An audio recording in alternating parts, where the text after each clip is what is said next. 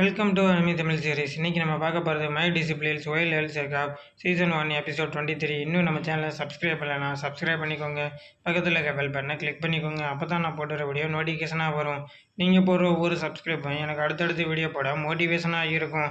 போன எபிசோடை பார்க்கலன்னா பார்த்துட்டு வந்து இந்த எபிசோடை பாருங்கள். அப்போ தான் கதை உங்களுக்கு புரியும். வாங்க வளவலன்னு பேசாமல் எபிசோடுக்குள்ளே போகலாம். எபிசோட ஸ்டார்டிங்கில் அந்த ஃபைட்டிங் சீனை தான் காட்டுறாங்க. என்னது என்னுடைய ஸ்வாட் வந்து உடஞ்சி போச்சா? என்னால் இதை நம்பவே முடியலையே. ஃபேயிங் ஸ்வாட் டெக்னிக் முன்னாடி எந்த ஒரு ஸ்வாடாலையும் நிற்க முடியாது. இதுக்காக நான் 5 வருஷம் ட்ரைனிங் எடுத்திருக்கேன். இதுக்காக நான் ரொம்ப கஷ்டப்பட்டு ட்ரைனிங் எடுத்தேன். உன் கையில் இப்போ ஸ்வாட் இல்லைன்னா இந்த இடத்துலேருந்து என்னை டிஸ்மிஸ் ஆயிடுவில்ல. நீ தோத்துட்டேன்னு சொல்லி அறிவிச்சிருவாங்க. என்கிட்ட ஒரு ஸ்வாடு இருக்குது. அந்த ஸ்வாடை வச்சு நீ வந்து என் கூட ஃபைட் பண்ணு. இது ஒரு நல்ல ஸ்வாடு தான். இந்த ஸ்வாடை எடுத்துகிட்டு என் கூட வந்து ஃபைட் பண்ணு.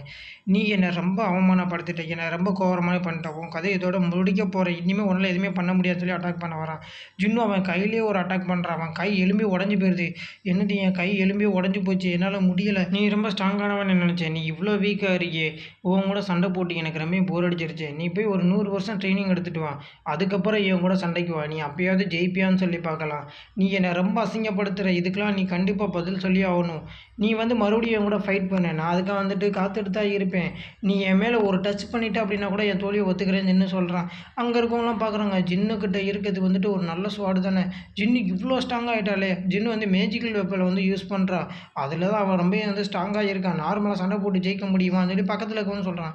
இந்த பொண்ணு உண்மைக்குன்னே வந்துட்டு ரொம்ப திறமையான பொண்ணாக இருக்குது. இந்த வயசுலேயே ஹீரோ அந்த ஃபைட்டை பார்த்துட்டு என்னாச்சு இது இவ்வளோ போரிங்காக இருக்குது. நான் கூட நல்லா இருக்கும்னு நினச்சேன் ஃபைட்டிங். என்னப்பா இவ்வளோ போரிங்காக இருக்குது. நீ வந்து ரொம்ப தப்பு பண்ணிட்ட. என்னுடைய மனசை நீ வந்து உடச்சிட்ட. நான் வந்து இப்போ வந்துட்டு அந்த பிளாக் ஃப்ளேம் ஸ்வாடை தான் நான் யூஸ் பண்ணி ஆகணும். நீ கண்டிப்பாக இந்த இடத்துல சாக தான் போகிற அப்படின்னு சொல்லி அவன் டெவிலாக மாறிடுறான். அவன் கூட இருக்க அந்த ஸ்வாடை வந்து வெளியே எடுக்கிறான். அங்கே இருக்க எல்லாருமே ஆச்சரியமாக பார்க்குறாங்க. இவன் என்னாச்சு அந்த ஸ்வாடை எடுக்க போகிறானா? அது ரொம்ப தப்பான ஒரு விஷயம். இந்த கியூகன் வந்துட்டு இவ்வளோ தப்பான ஒரு விஷயத்த வந்து பண்ணுறானா? பிளாக் ஃப்ளேம் ஸ்வாடை வந்து யூஸ் பண்ணானா? அவன் டெவில் சைடு வந்து சேர்ந்துட்டானா? இதுக்காக நான் அதிக பணம் செலவு பண்ணிக்கன்னு சொல்லி வில்லனும் சொல்கிறான். இவன் பண்ணுறது தப்பு. இவன் வந்துட்டு இப்படி வந்து பண்ணக்கூடாது. நீ வந்துட்டு இந்த அட்டாக்லேருந்து எப்படி தப்பிக்கிறேன்னு சொல்லி பார்க்கலாம் சொல்லி அவன் வந்து ஜின்னு ஒரு அட்டாக் பண்ணுறான். ஜின்னு அதுலேருந்து தப்பிச்சிடுறான். இது ஹெவன் லெவலுக்கு ஒரு ஸ்ட்ராங்கான ஒரு ஸ்வாட்மேன்ஷிப். நான் அந்தளவுக்கு ஸ்ட்ராங்காக வந்து இதை கற்றுக்கிட்டேன். என்னை யாராலையுமே இதில் வந்து தோக்கடிக்க முடியாது. சியோசுவானால் கூட என்னை வந்து தோக்கடிக்க முடியாது. நீ வந்து தப்பாக பேசாத. நீ வந்து ஸ்வாட்மேன்ஷிப் வந்துட்டு ஹெவன் அளவுக்கு வந்துட்டு கற்றுக்கல. அந்த ஸ்வாடு தான் ஹெவன் லெவலுக்குன்னு சொல்லிட்டு ஜின்னு ஒரு அட்டாக் பண்ணுறான். அந்த ஸ்வாடு மறுபடியும் வந்துட்டு கீழே விழுந்துருது. ஒன்றால் வந்து கண்டிப்பாக என்னை என்றைக்குமே தோக்கடிக்கவே முடியாது. நீ வந்து சொன்னியே ஸ்வாட்மேன்ஷிப்பில் அது நான் தான் ஸ்ட்ராங். இதுக்காக நான் எவ்வளோ கஷ்டப்பட்டிருக்கேன்னு தெரியுமா?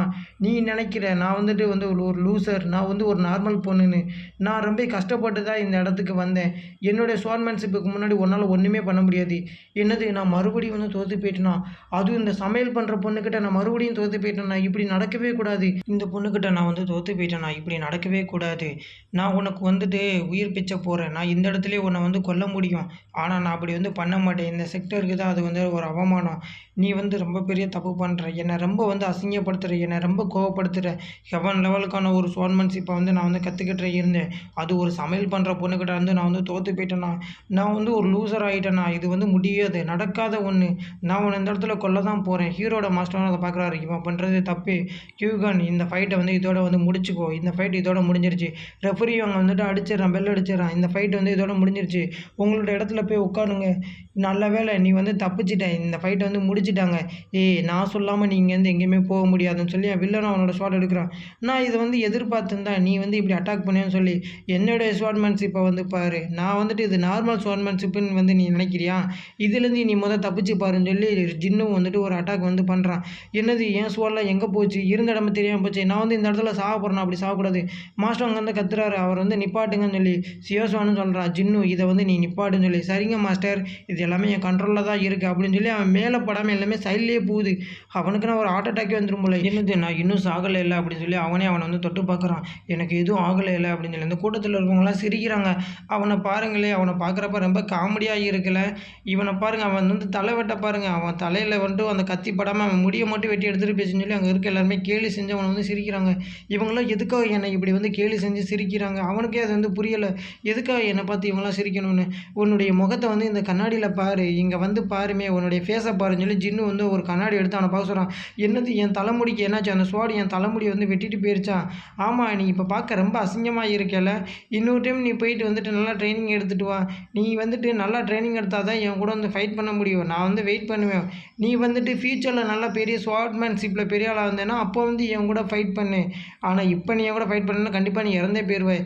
என்னது இப்படி ஆயிடுச்சு, நான் வந்து கண்டிப்பாக அப்படி வந்து தோற்று போயிருக்கக்கூடாது. இந்த ஃபைட் இதோட முடிஞ்சிருச்சு. ஆனால் அந்த பொண்ணு வந்து அவனை வந்து கொன்னுருவான் தான் நாங்கள் வந்து நினச்சோம். ஆனால் அந்த பொண்ணு வந்து அவனை வந்து கொல்லலைல. பரவாயில்ல, நானே இது வந்து நினச்சி கூட பார்க்கல, ஜின்னு இந்தளவுக்கு வந்து ட்ரெயினப் ஆகலாம் அப்படின்னு சொல்லிட்டு.